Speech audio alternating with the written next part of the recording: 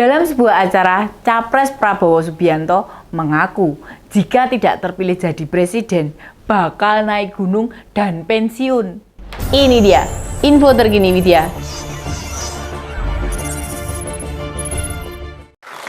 Tapi kalau saudara tidak memberi mandat kepada saya tidak apa-apa. Saya seorang patriot, saya akan naik gunung pensiun.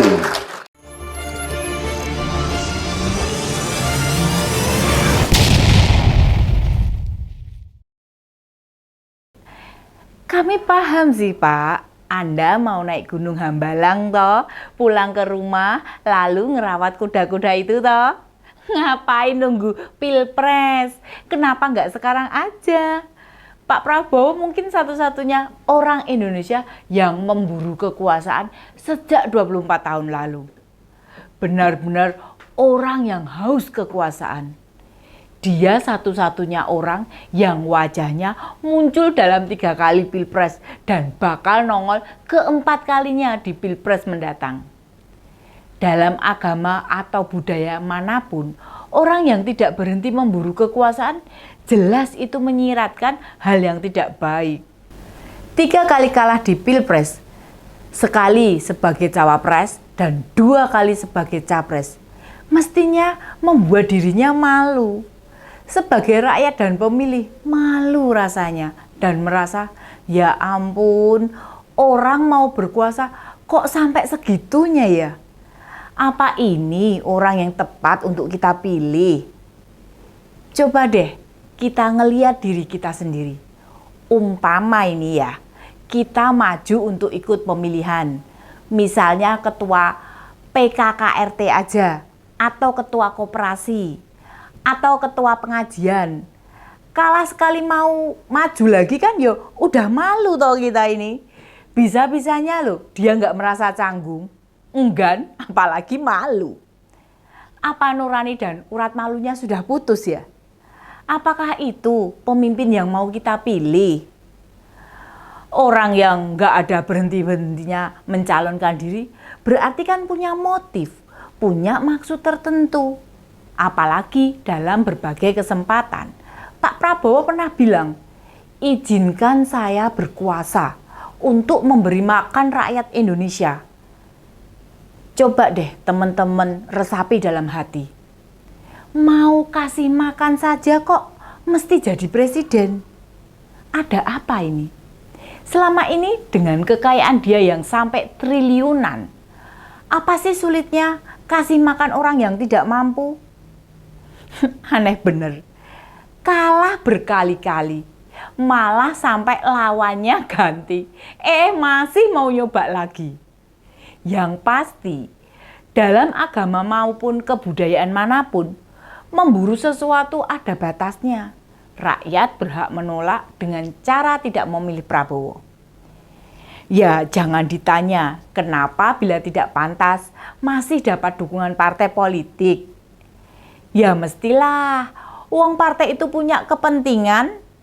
Apa? Pada lupa, 2014, partai yang sekarang berada di koalisi Indonesia Maju, seperti Golkar, PAN, Demokrat, itu yang di kubunya Prabowo. Dulu keok tuh, aneh ya? Ya nggak aneh kini 10 tahun kemudian mereka merapat lagi. Pasti ada sesuatu yang membuat mereka cuek, terus kembali ke sono. Bila partai punya harga diri, jagoannya kalah sekali, pasti nggak mau dukung lagi. Kenapa? Dulu aja rakyat ogah, nehi, nggak mau milih.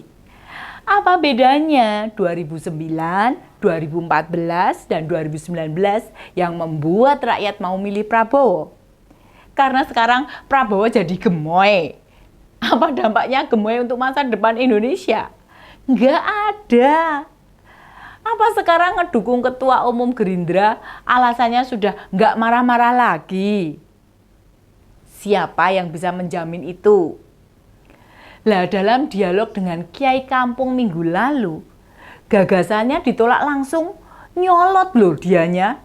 Pak Prabowo itu langsung naik pitam. Beda pendapat sama rakyat, Yo biasa aja, gak usah meradang. Pemimpin model apaan seperti itu? Mau jadi apa Indonesia punya pemimpin emosional seperti itu? Kalian mau presiden kita bulat-bulat hatinya, penuh amarah, emosional? Kan jadi ngeri, bener nggak? Lah di Pilpres 5 tahun lalu, di depan para ketua partai pendukung, serta konstituennya, mukul-mukul meja aja dengan keras, nggak merasa bersalah loh. Ini yang bikin heran. Gemoy disebut mulu. Joget, silat, ketawa-ketawa. Ini urusan negara, bukan cengengesan, bukan lelucon. Sesekali kocak sih boleh buat mencairkan suasana. Tertawa tidak apa-apa. Lah sekarang tiap nongol di depan publik mau joget, pose silat, dan sejenisnya. Itu kan melecehkan nalar rakyat. Menganggap kami-kami ini orang bodoh, hanya butuh hiburan saja. Mestinya kan makin hari demokrasi kita kan makin berkualitas. Capres itu adu gagasan, adu ide, berdebat dengan penuh inovasi maupun terobosan untuk memajukan negara. Mau joget sih, oke, no problem. Tapi enggak tiap nongol terus yang diutamakan jogetnya. Tiap di panggung silat, enggak perlu. Ingat waktu pengambilan undian nomor urut di KPU kemarin toh. Di sana yo joget lagi. Mungkin banyak teman-teman tertawa. Tapi nek saya yo pengen nangis rasanya melihat calon pemimpin seperti itu. Ya ampun, di saat kita ini sedang didera banyak berita korupsi, naiknya harga-harga, para pendukung capres kok agak tinggi tensinya. Yang didukung kok ya sempat-sempatnya joget itu loh. Ingat loh, acara di KPU itu bukan lagi konser dangdut, itu acara resmi. Ngerantes rasanya. Kok gini amat sih calon pemimpin ada di forum resmi? Bagaimana nanti kalau di forum internasional? Mestinya kan tahu tempat dan acara yang bagaimana.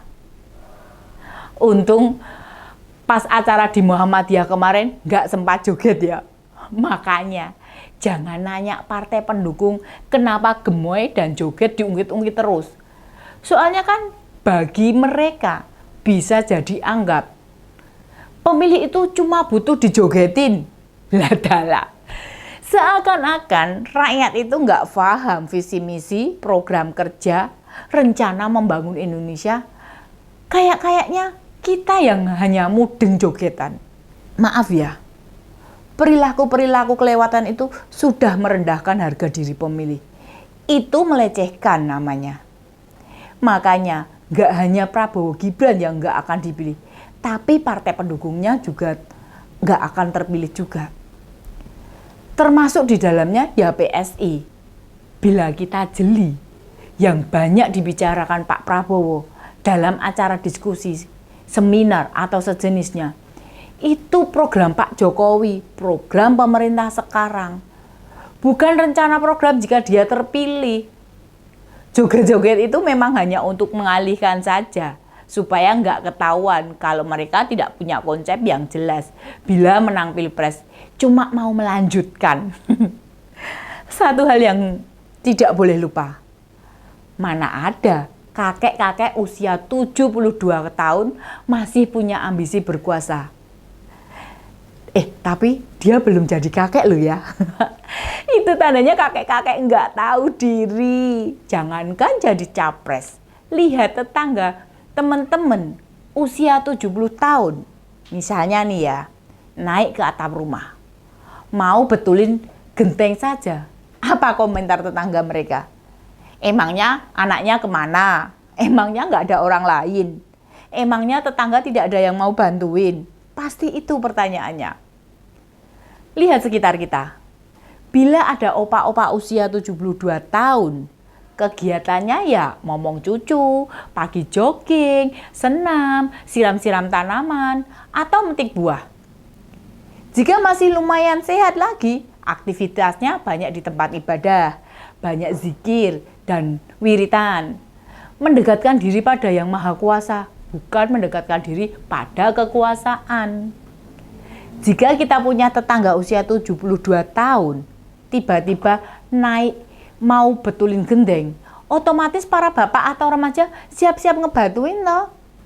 Melarang itu opa tetap naik ke atap toh. Lah ini ada opa-opa usia 72 tahun mau nekat naik kekuasaan. Masa mau kita biarkan? Bukankah bakal lebih berbahaya? Bedanya bila lansia naik atap berbahaya bagi dirinya sendiri, kalau naik kekuasaan ya berbahaya bagi negara, bagi rakyat Indonesia yang jumlahnya 270 jiwa.